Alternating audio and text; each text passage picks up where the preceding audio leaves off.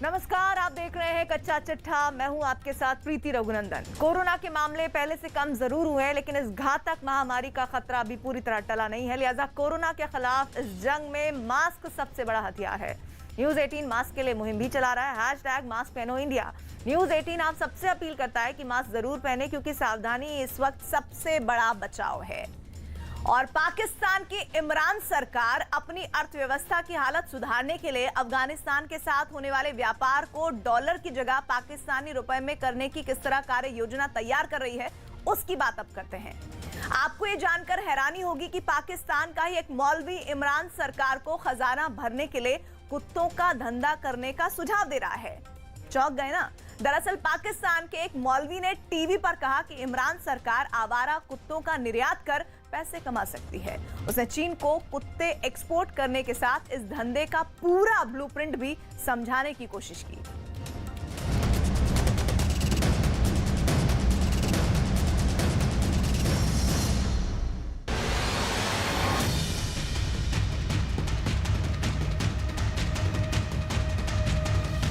China से एक agreement करें एक्सपोर्ट का, कुत्तों की एक्सपोर्ट करें।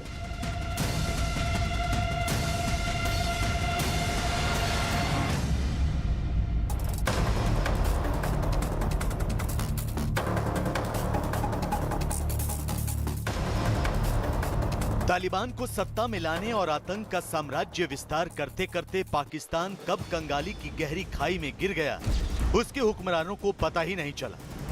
पराए मुल्क में अपना सिक्का चलाने और अपनी धाक जमाने की कोशिश में कब पाकिस्तान का रुपया डॉलर के मुकाबले गोते लगाने लगा, इमरान खान सरकार को पता ही नहीं चला। पाकिस्तान की आवाम पर लगातार कर्ज का बोझ बढ़ता गया और इमरान खान रियासत मदीना बनाने के दावे करते रहे, लेकिन अब हालात बद से बदतर हो चुके हैं। पाकिस्तान की अर्थव्यवस्था बर्बादी के पाताल लोक में पहुंच चुकी है। लिहाजा अब वहां के मौलवी भी सरकार को अर्थव्यवस्था में सुधार के सुझाव दे रहे हैं। पाकिस्तान के इस मौलवी ने तो इमरान खान को आवारा कुत्ते एक्सपोर्ट करने का सुझाव दिया है। गौर से सुनिए, इस मौलवी ने अपनी कंगाल सरकार से क्या दरखास्त की। अगर हमारी गवर्नमेंट ऑफ पाकिस्तान हम जैसे आजिज शख्स की एक राय कबूल कर ले, इन सब कुत्तों को जमा करें, एक फार्म हाउस बनाएं, इनको नहलाएं धुलाएं, अच्छा खिलाएं, जबरदस्त किस्म का सेहत बना दें इनकी, और फिर आप चाइना से एक एग्रीमेंट करें एक्सपोर्ट का, कुत्तों की एक्सपोर्ट करें, क्योंकि चाइना जो है वो कुत्ते वगैरह खाते भी हैं, वो जो यूज करना चाहें। मुझे अच्छा उम्मीद है कि आपके सस्ते कुत्ते बड़े खुशदिली के साथ लिए जाएंगे। दरअसल इस मौलवी से एक महिला ने आवारा कुत्तों को मारने के बारे में सवाल किया था। जवाब में मौलवी ने कहा कि कुत्तों को बिना वजह मारना तो नहीं चाहिए, लेकिन उन्हें पाल पोस कर चीन जरूर भेजा जा सकता है, क्योंकि वहाँ के लोग कुत्तों का मीट पसंद करते हैं। चाइना से एक एग्रीमेंट करें एक्सपोर्ट का, कुत्तों की एक्सपोर्ट करें, क्योंकि चाइना जो है वो कुत्ते वगैरह खाते भी हैं, वो जो यूज करना चाहें। मुझे अच्छा उम्मीद है कि आपके सस्ते कुत्ते बड़े खुशदिली के साथ लिए जाएंगे। शायद इस मौलवी को भी पता है कि पाकिस्तान की आर्थिक हालत बेहद खस्ता है और चीन को कुत्ते एक्सपोर्ट कर पैसे कमाए जा सकते हैं। यही वजह है कि इसने इमरान सरकार को कुत्तों के धंधे को आगे बढ़ाने का तरीका भी सुझाया, कैसे कुत्तों की ब्रीडिंग की जाए और चीन से उनका सौदा किया जाए। इन मौलवी साहब ने पूरा ब्लूप्रिंट इमरान सरकार को समझाने की कोशिश की। फीमेल्स अपने पास रख लें, इनकी ब्रीड करवाएं, और सालाना लाखों कुत्ते जो हैं जो मोहल्लों में, वो भी सब उधर आ जाएंगे, तो मोहल्ले पाक हो जाएंगे, खतरात खत्म, और एक अच्छी मतलब आपकी तिजारत मारिज वजूद में आ जाएगी।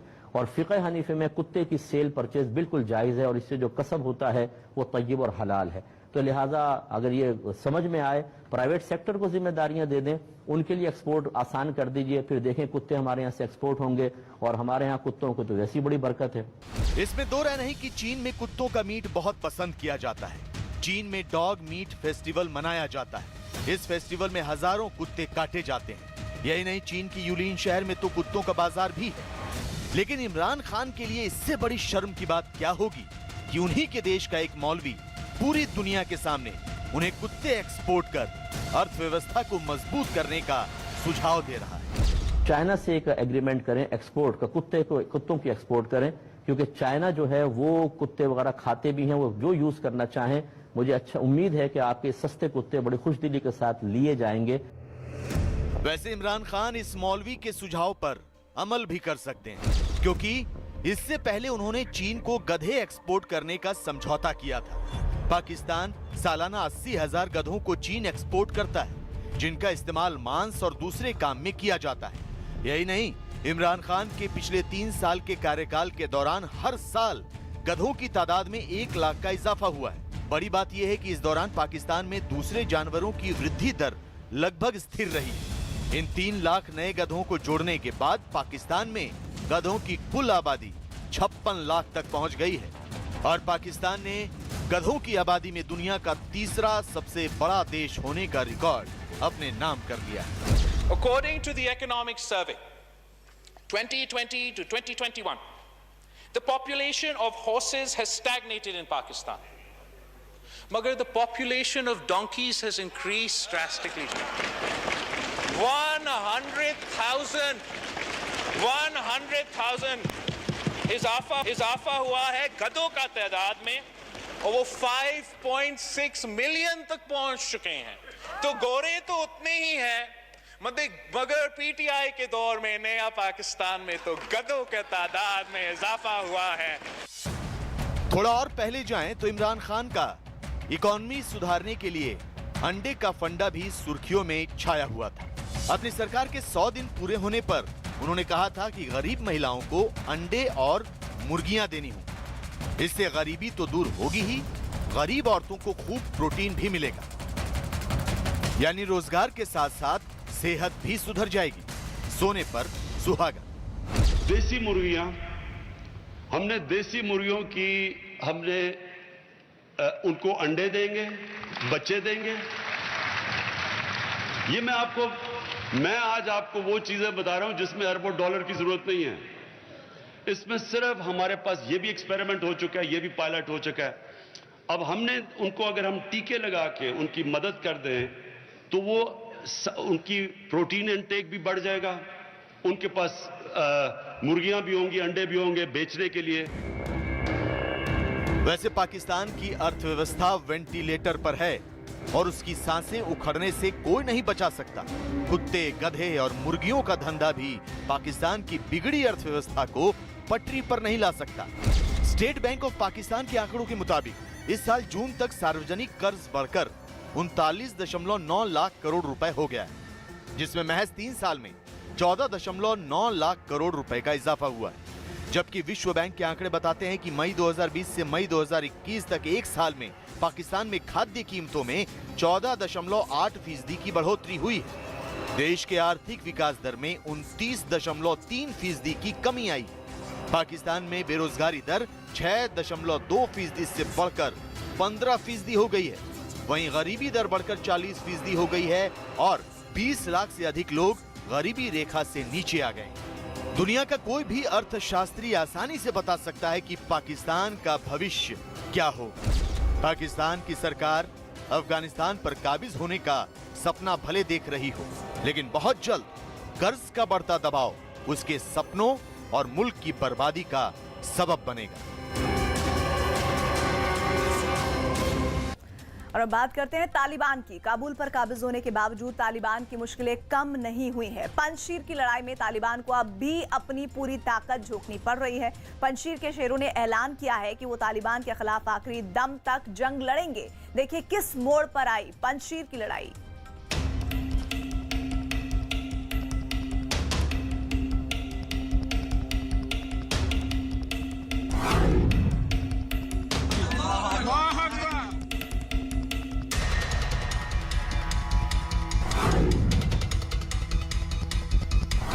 काबुल में तालिबान ने आतंकियों की कैबिनेट भले ही बना ली हो, लेकिन पूरे पंजशीर घाटी में तालिबान अब तक सफेद झंडा नहीं लहरा पाए हैं।